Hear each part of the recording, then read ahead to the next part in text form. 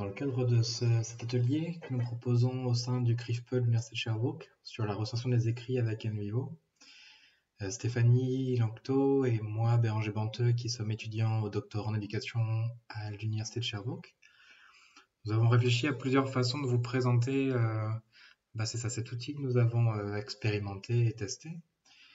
Et on a décidé de partir d'un exemple auquel on a été confronté assez récemment et vous montrer comment est-ce qu'on a utilisé NVivo pour répondre à ce travail-là.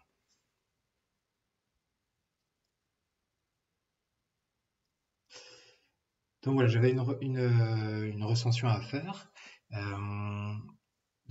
J'ai fait le premier travail de chercher les articles qui pouvaient être intéressants par rapport au thème de ce contrat de recherche. Je me suis retrouvé avec 17 articles collectés. Et puis les questions qui m'avaient été demandées dans le cadre de ce contrat de recherche, c'était réfléchir un petit peu, ou plutôt trouver dans ces articles-là quels étaient les cadres de référence qui avaient été mobilisés, et puis sur les 17, s'il y en avait qui étaient plus souvent utilisés, plus fréquemment utilisés. Une autre question, c'était de savoir quelles variables avaient été utilisées dans chacun des articles. Aussi, comment est-ce que chaque article, chaque auteur définissait les variables qu'il utilisait. Et enfin, comme c'était un travail qui était aussi lié à un travail de conception d'outils, dans ces articles-là, quels étaient des conseils qui avaient été donnés pour des personnes qui voudraient développer quelque chose à partir de ces recherches. Donc, il y a 3 stratégies de recension que je vais vous présenter dans cet exemple-là. La première, c'est la bibliographie annotée. La deuxième, c'est la grille de lecture. Et puis la troisième, c'est un mixte entre les deux. Ce sera une recension dynamique qui permettra de mélanger un peu des éléments de la bibliographie annotée et d'autres de la grille de lecture. Donc la première, la bibliographie annotée. Sans doute vous utilisez ça, soit sous la forme d'une fiche de lecture ou alors d'un tableau où vous reprenez la référence, l'idée principale et puis la citation qui est dans l'article. Ou alors, si vous utilisez Zotero ou un autre élément, vous allez reprendre simplement l'article et créer une note à côté. Et pour chaque article, vous aurez comme ça une liste de notes qui reprendront un élément important. Alors, le problème auquel j'ai été confronté là-dessus, et peut-être qui est le vôtre aussi, c'est à la fin, on se retrouve avec avec énormément de fichiers. Si c'est des fiches de lecture, on se retrouve avec une fiche de lecture par article. Pareil, si c'est pour Zotero, finalement, on se retrouve avec plein de notes pour un article. Et comment est-ce qu'on combine ça? Comment est-ce qu'on s'y retrouve quand on est à 5 ou 6 articles? Ça reste gérable. Quand on commence à dépasser les 10 articles, ça commence à devenir compliqué, surtout s'il y a le temps qui passe, surtout si quelques mois plus tard, on doit mettre à jour cette recension-là.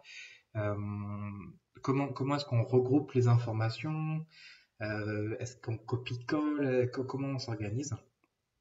Et ça, c'est un problème auquel moi j'ai pu être confronté avec ces différents outils qui étaient soit la fiche de lecture, soit cette bibliographie annotée, soit des notes dans Zotero. Et alors, c'est là que j'ai commencé à me tourner vers des logiciels comme NVivo. Et alors, je vous présente rapidement NVivo. Donc, NVivo, c'est là. Alors, rapidement, NVivo, c'est un outil qu'on utilise dans l'analyse qualitative, qui est assez fort utilisé. Il n'est pas gratuit comme outil, mais il est parfois offert par l'université à laquelle vous appartenez. Sinon, il y a une version étudiante, j'ai regardé là aujourd'hui le 26 janvier, qui est à autour de $100 par an. Il y a aussi les laboratoires de recherche qui généralement qui doivent faire de l'analyse de vidéos, de textes, de verbatim, d'enregistrement audio, qui auront NVivo assez fréquemment. Alors, je ne vais pas vous représenter le logiciel en tant que tel, puisqu'il y a une très belle présentation faite par Adèle Abac, que vous pouvez retrouver d'ailleurs sur le site du CRIFPE de l'Université de Sherbrooke. Il y a sa présentation qui est en ligne. Donc vous irez voir là, il a vraiment tout détaillé, comment on importe des fichiers, comment on code, comment on fait tout ça. Donc si vous voulez jeter un coup d'œil à ça, il y a bien sûr plein de tutoriels aussi sur YouTube de QSRM qui est comment dire, le concepteur de NVivo. Vous allez trouver une grosse communauté de personnes qui s'entraident, donc ça va être assez facile de trouver voilà, des introductions à NVivo. Mais donc, moi, je suis resté vraiment, je suis pas allé très dans toutes les fonctionnalités. Il y en a vraiment deux qui sont intéressantes. Donc, vous voyez ici à gauche, c'est un petit peu comment dire, un peu l'arborescence de tous les fichiers, tous les dossiers. Deux choses qui m'intéressent moi particulièrement, c'est celui-là, Files. Donc, c'est là que vous allez retrouver tous les fichiers que vous avez téléchargés. Donc là, par exemple, ce sont mes 17 articles que j'ai importés. Donc, c'est dans Import et puis vous allez importer des fichiers et ça va simplement se mettre là assez facilement. Et le deuxième élément, voilà, qui est vraiment le cœur de NVivo, c'est ce qui s'appelle les nodes. En français, ce sont les nœuds. Et alors les nœuds, c'est vraiment ça qui fait la force de NVivo quand on code des vidéos, des enregistrements, et dans notre cas, quand on commence aussi à coder des documents PDF, donc des articles par exemple. Alors je vais vous montrer ce qui s'est passé. Euh, donc pour revenir un petit peu à mes objectifs, moi j'avais ces objectifs-là qui étaient comment est-ce que dans chaque article, je vais commencer par cela par exemple, comment dans chaque article les variables sont définies et puis quels concepts de conception ils sont donnés dans les articles. Donc je vais vous présenter parce que c'est le plus simple, ça, ce que j'ai appelé design tips, ça correspond à ma quatrième question. Et donc ce que j'ai fait, je suis passé par chaque article. Donc chaque article que j'ai traversé, vous voyez, ça apparaît simplement là. Et donc là, en lisant ces articles-là, je suis arrivé à des moments, des éléments qui pouvaient m'intéresser. Par exemple, je vais prendre un exemple qui est pas vrai, hein, mais par exemple, si je me dis, tiens, ce paragraphe-là, c'est vraiment un conseil qui est intéressant comme conseil de conception, que ça pourrait voilà, être utile, soit dans ma partie discussion, soit avec mon équipe de recherche. Ce que je vais faire, c'est je vais simplement sélectionner ce paragraphe, par exemple. Je vais le déplacer ici, lui créer un nom, lui donner un nom. Et donc, par exemple, ce sera conseil pour, je sais pas, pour l'aspect, la fonctionnalité, par exemple.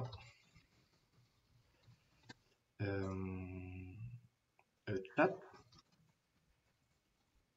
Et ce serait, ce qui a été dit dans mon article, c'est par exemple, je sais pas moi, créer des avatars.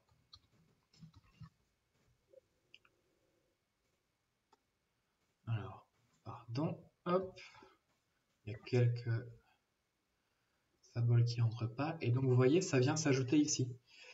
Donc ça vient s'ajouter dans ma liste de nœuds. Voilà, dans ma liste de nœuds. Et donc ce qui peut être intéressant, c'est après, je trouve dans un autre article. Donc je reviens dans un autre document, par exemple. Je vais prendre celui-là, au hasard. Et là, pareil, j'ai un autre morceau qui m'intéresse.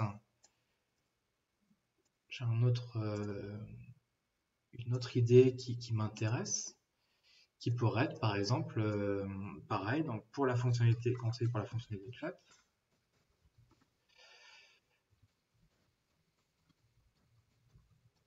Et là, ce serait, par exemple, envoyer des notifications, par exemple. Des notifications quand on reçoit, quand une personne, quand quelqu'un nous écrit, par exemple. Voilà, et donc, vous voyez, il arrive ici. Et c'est là que ça peut devenir intéressant parce qu'au lieu d'avoir ce qui serait mon cas dans mes fiches de lecture ou bibliographie annotée, c'est là en fait que je peux créer une autre section, un regroupement en fait qui ferait du coup conseil fonctionnalité chat et les regrouper. Donc je vais prendre ces deux nœuds-là et puis je vais venir les glisser là. Et à la fin, ça va me créer donc une arborescence. Par exemple, là, je vais le rentrer dans mes design tips, dans mes conseils de conception. Et c'est là que je me retrouve avec plusieurs éléments qui sont regroupés sous une autre catégorie. Et je peux faire ça à l'infini, des catégories, des sous-catégories, des sous-catégories. Et voilà, ça c'est un élément qui me permettra de commencer à regrouper mes choses. Et pour le retrouver assez simplement, si jamais je me promène après dans mes nœuds, simplement je double-clique sur l'élément que j'avais et pour rouvrir le fichier, je reprends la référence et il m'amène exactement à l'endroit d'où est tirée la citation, d'où est tirée l'idée. Donc voilà, c'est comme ça que j'ai construit, moi, voilà, sur mes 18 articles, j'ai créé une petite arborescence de conseils que je peux reprendre comme ça au niveau de la partie de discussion ou en parler avec mon équipe de recherche, des choses qui reviennent assez souvent ou ou différents aspects d'un même élément, des limites. Bon, vous voyez un petit peu comment je l'ai créé. Chacun après s'organise comme ça a du sens par rapport à son besoin et par rapport aux choses qu'il est en train de faire. Mais c'est ça voilà, l'espèce de transformation ou d'adaptation de la bibliographie annotée dans NVivo. Alors, je continue. Voilà, donc ça j'ai rempli ça. Et donc c'est comme ça que je suis arrivé moi, par exemple, à remplir ces deux objectifs qui étaient les miens. Comment les variables sont définies par chaque auteur, et puis quels concepts de conception sont donnés. Et c'est comme ça que je crée des nœuds, et puis des réseaux de nœuds, et puis ce qui me créera une arborescence. Et vous remarquez que voilà, ces questions que j'avais, quels cadres de référence sont mobilisés, et surtout à quelle fréquence, ou lesquels sont les plus fréquemment utilisés, et puis quelles variables sont étudiées. Je peux le traiter en termes de nœuds, mais moi ce qui m'intéresserait, c'est de faire ce qui ressemble à une grille de lecture que vous pouvez utiliser dans d'autres cas, qui est une sorte de tableau Excel, de tableur, où vous allez, pour chaque article, réussir à définir, tiens, c'est quoi le cadre théorique qui a été utilisé, le cadre de référence, c'est quoi la variable, et réussir voilà, à pouvoir les placer dans vos 18 articles, côte à côte, pour commencer à avoir une vue plus globale et pouvoir un petit peu les comparer entre eux. Et après les trier, les organiser, faire un petit peu de statistiques, des choses comme ça. Donc voilà, une approche qu'on peut utiliser, c'est bien sûr le tableau Excel. Mais voilà, on pourrait simplement faire NVivo d'un côté pour coder des nœuds et puis tableau Excel pour l'organiser comme ça. Cela dit, ça n'a pas beaucoup de sens parce que NVivo en fait nous permet de faire l'équivalent de ce tableau Excel dans NVivo lui-même. Alors, ce sera dans les classifications de cas. Donc, pour reprendre ici nos trucs, il y a les files qui sont donc tous nos fichiers, les nœuds que je vous ai présentés qui sont cette arborescence d'éléments extraits et définis et organisés. Et puis un autre élément, c'est ça, c'est la classification des cas. Alors, je vais revenir après comment on fait ça, mais voici par exemple ce que ça donne. Donc moi, mes deux premières questions qui étaient celles-là. Donc quels sont les cadres de référence qui sont mobilisés et lesquels sont le plus fréquemment utilisés, puis quelles variables sont étudiées. Moi, voilà, j'en ai fait un tableau avec 3 colonnes. Donc ici, vous trouvez pour chaque ligne les articles qui sont ceux que j'ai collectés. Et puis ensuite, les colonnes, là, le cadre que je cherchais et la variable. Et voilà, et donc simplement, alors je vais vous représenter ça. Donc comment j'ai fait ça? C'était dans les classifications de cas. Et donc là, j'ai créé ce qu'ils appellent une classification. Donc là, c'était article, mais ça aurait pu être n'importe quel autre nom. Simplement article. Pardon, je l'ouvre. Ouais, pardon. Donc c'est ici, j'ai créé simplement une classification qui me permettrait, classification c'est simplement pour dire, tiens, pour tel fichier, quels éléments tu veux créer dans ton tableau, quelle colonne tu veux créer. Et donc là, les deux que moi j'ai créés, c'est framework et variable. J'aurais pu en créer d'autres, qui auraient pu être par exemple, qu'est-ce que j'avais d'autre tout à l'heure je sais pas, ça peut être vraiment tout. Ça peut être par exemple la date ou le lieu de l'article. Et je peux déjà, alors soit ça peut venir au fur et à mesure, soit je peux déjà prédéfinir des valeurs que prendrait cette colonne-là. Donc par exemple, je pourrais mettre les États-Unis, je pourrais mettre l'Europe, et puis je pourrais mettre chaque continent. Je pourrais mettre le reste. Voilà. Et donc ça, vous voyez, ça s'ajoute ici. Et pour le moment, c'est non assigné. Mais en retournant lire, par exemple, celui-là, donc Akiol 2021-2011, j'irai voir, voilà, qu'il est du Canada. Donc là, je le mettrai dans autre pour le coup. J'ai mal défini mes choses, mais peu importe. Je le mettrai dans autre, où je pourrais simplement rajouter un, je pense. Voilà, il va simplement le rajouter. Ah bah voilà, au fur et à mesure, si jamais je peux les rentrer aussi à la main comme ça. Et s'il en manque, voilà, donc celui-là il sera Canada aussi, puisque c'est le même moteur. Et puis je vais aller voir chacun de mes fichiers et leur assigner ce qu'on appelle ici, ce sont des attributs. Donc attributs, ce serait voilà, une liste de choix à faire pour chacune de mes catégories ici. Voilà. Et donc voilà, donc ça répond à mon autre besoin qui était de me dire, tiens, voilà, quels cadres de référence sont mobilisés puis lesquels sont plus fréquemment utilisés, donc avec ces fonctions attributs, pareil pour les variables utilisées. Donc vous voyez ici, je peux voir rapidement, tiens, tous ceux qui ont le cadre de référence qui est la Community of Inquiry, c'est ces deux-là, celui-là, celui-là, celui-là. Et ceux qui ont le cadre théorique de la communauté pratique de Wenger, bah, c'est celui-là, celui-là, celui-là. Et puis je peux même voir voilà, quelles variables sont liées avec quelle variable principale est liée avec quel cadre. Des choses comme ça me permet assez rapidement de trouver cette information-là.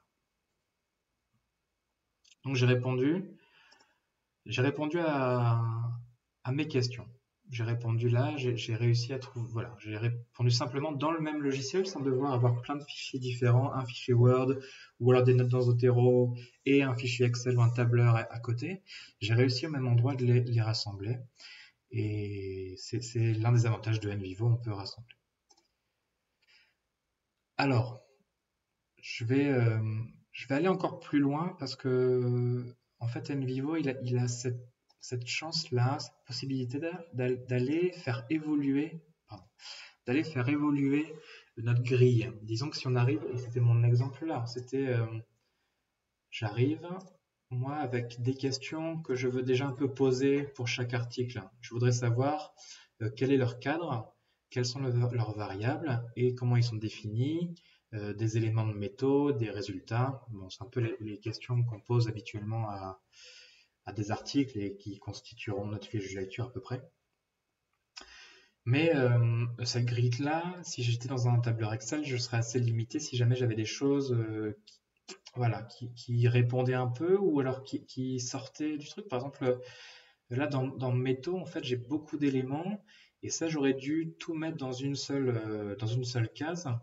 Alors qu'en fait, ici, je peux déjà rentrer dans un peu plus de détails et c'est un petit peu comme si j'avais plusieurs cases quelque part. Et alors pour le moment, je peux me mettre en attente de me dire, tiens, voilà des éléments qui pourraient être intéressants. Et puis en passant au deuxième article, je vois si c'est des choses qui peuvent m'intéresser dans le sens où c'est des choses qui reviennent souvent ou pas, ou c'était vraiment particulier à ça. Et du coup, là, je pourrais aller chercher à rajouter, si ça m'intéresse, si je trouve que c'est quand même intéressant, un truc à comparer, je peux aller rajouter dans mes attributs une autre colonne qui reprendrait sans devoir refaire toute la grille, et simplement, là, j'ai senti des choses intéressantes, je vais aller rajouter un attribut. Et c'est comme ça que moi, je me suis retrouvé à ajouter la catégorie dans ma grille de lecture, la catégorie outils, parce qu'en fait, c'était assez différent, les principes de conception étaient différents selon on parlait d'un site web, d'une application, d'un logiciel. Et c'était un élément voilà, auquel j'avais pas pensé au départ, et c'est en lisant que ça a fait évoluer en fait ma grille. Et donc ça c'est un élément assez sympa parce que en effet on peut garder de côté sans que ça se perde dans une fiche de lecture ou des petites notes à côté. On peut déjà le créer pendant notre lecture une nouvelle catégorie, un nouveau groupe de nœuds, le mettre de côté et puis on voit en lisant 2 ou 3 autres articles, est-ce que cette chose-là elle réapparaît, est-ce qu'elle nous intéresse et du coup le faire rentrer dans un nouveau groupement et ensuite il deviendra un nouvel attribut. C'est comme ça aussi que cette histoire de principe de conception, ça a en fait émergé. Je les avais pas au début et puis je me suis rendu compte, tiens, en fait, en reparlant avec mon équipe de recherche, après avoir lu quelques articles, il y a quand même cette chose-là qui apparaît et qui pourrait être intéressante, peut-être pas tout de suite pour la recension, mais qui pourrait venir plus tard. Et donc au départ, je les avais juste comme voilà, créé, juste mis de côté, puis commencé à les regrouper, puis commencé à les regrouper. Et c'est comme ça que j'ai en fait créé une nouvelle catégorie qui sera pas un attribut parce que ça n'a pas vraiment de sens. Là, c'est plutôt des conseils pas isolés. Je peux pas vraiment comparer. Mais voilà, c'était des choses qui pouvaient être intéressantes. Et donc j'en ai créé un nouvel élément qui pareil est dans mon NVivo que je peux assez facilement retrouver parce que j'ai créé un groupe qui est à ce niveau-là et je peux me balader dans cette arborescence-là. Voilà, donc c'est pour ça que j'appelais ça un peu une espèce de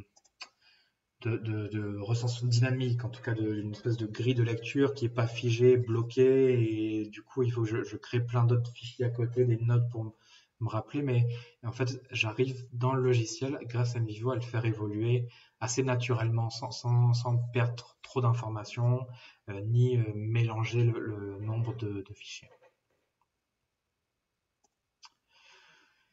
Et puis un dernier élément que je voulais vous présenter parce que c'est assez puissant, cette histoire entre les nœuds et les attributs, elle a aussi un autre intérêt, c'est que par exemple, donc ça sera dans les requêtes, donc c'est queries. Donc pour vous dire simplement queries, ça me permet par exemple de chercher un terme, un mot qui revient, par exemple là j'étais là-dessus. Un mot un élément qui m'intéresse particulièrement dans toute ma bibliographie que j'ai vue, dans quel article est-ce qu'il apparaît, et puis à quel endroit, vous voyez, il va être surligné en jaune. Je vais en prendre un autre, par exemple, celui-là. Bon, lui, c'est dans son titre carrément. Mais voilà, il va m'apparaître en jaune partout où il y a cet élément qui m'intéresse. Et puis, ça, c'est vraiment la requête textuelle qui correspond un peu à un contrôle F. Mais on peut aller plus loin, et c'est là que ça devient intéressant d'avoir créé ces questions d'attributs et de nœuds. C'est par exemple de créer, donc ils appellent ça des requêtes de, je vais montrer ça là, des requêtes de matrice, je sais pas comment, matrix coding, ils appellent ça, où en fait, on va, alors, je vais la refaire simplement, je vais vous la montrer. Ce que je vais faire, ce qui va m'intéresser, c'est par exemple de trouver quels conseils de conception ont été donnés, mais uniquement dans les articles qui avaient comme cadre de référence la communauté de pratique de Wenger. Et ce sera ça que je vais chercher parce que voilà, j'ai vraiment ça m'intéresse. Il y a une question particulière à ça. Moi, je vais développer finalement avec un modèle qui sera cette référence-là théorique. Et je voudrais savoir, tiens, dans ce cadre-là, quels ont été les conseils de conception qui ont été donnés. Donc, ce que je vais faire, je vais créer, donc je reprends, je vous remontre, je crée une nouvelle requête, matrix coding. Je vais sélectionner ici mes nœuds. Donc ça apparaît pas. Voilà, mes nœuds. Donc je vais sélectionner tous mes nœuds qui concernent des conseils de conception. Alors, je vais m'assurer qu'il n'a pas rajouté de trucs par défaut. Très bien. Et ça, je vais le filtrer avec cette chose qui m'intéressait, qui était en fonction du cadre, et du cadre qui a comme valeur la communauté de pratique. Donc c'est-à-dire que c'était ce qui était choisi, ce qui était sélectionné comme attribut pour le cadre de ces articles-là, c'était la communauté de pratique et pas un autre cadre théorique. Je lance la requête. Et c'est là que je vais me retrouver avec, ben voilà, donc d'abord j'ai un petit descriptif ici si jamais.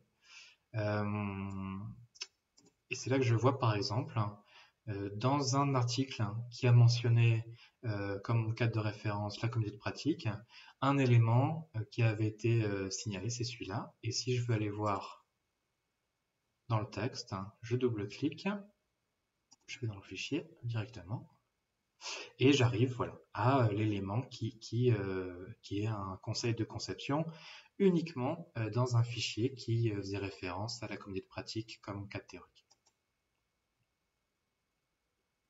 Voilà, il y a énormément de choses au niveau des queries après dans la recherche qui sont assez forts. Là, je vous en présentais un. L'idée, c'était vraiment pas d'être exhaustif, mais bien de vous présenter des petits éléments qui peuvent, comment dire, faciliter quelque part notre recension. L'idée, c'était pas de faire la promotion d'un niveau en particulier, c'est juste que, en effet, nous, qui sommes amenés à un moment ou à un autre traiter des données qualitatives ou vidéo ou audio ou textuelles de toute forme, on va être amené à utiliser NVivo et autant voilà profiter quelque part de cette maîtrise de cet outil-là pour l'utiliser dans le cadre des recensions. C'est un outil qui vaut vraiment le coup. Et alors il y a Stéphanie qui a rajouté dans le document de la présentation, la présentation PowerPoint, quelques références sur des tutoriels que vous pourriez retrouver pour aller plus loin des références bibliographiques. Et puis nous voilà, on est très heureux d'avoir commencé cette discussion avec vous. Voici nos contacts. Et voilà, nous on est encore en train d'expérimenter. Si vous de votre côté vous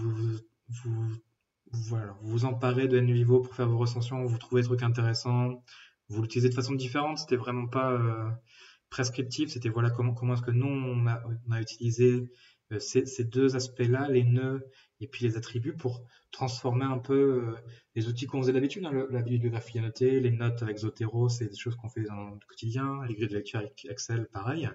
Mais là, voilà, on a essayé de combiner tout ça, voir ce que ça donnait, et puis ça donne des résultats assez intéressants, voilà, assez efficace. Ça permet d'avoir juste un fichier, un grand fichier à partager avec d'autres plutôt que d'avoir plein de petits morceaux qu'il faut expliquer. Voilà, je vous ai un peu parlé des requêtes aussi qui sont assez puissantes. Cette histoire d'évolution dynamique des grilles, c'est aussi une force très avantageuse. Voilà, c'est un petit peu la présentation. Je vous remercie d'y avoir d'avoir été participant. Et puis, écoutez, pour toute question ou pour toute suggestion ou pour nous partager vos expérimentations, vous nous écrivez. On sera très heureux d'avancer aussi dans un partage de connaissances sur cet outil et les recensions des écrits qu'on peut faire avec. Merci beaucoup.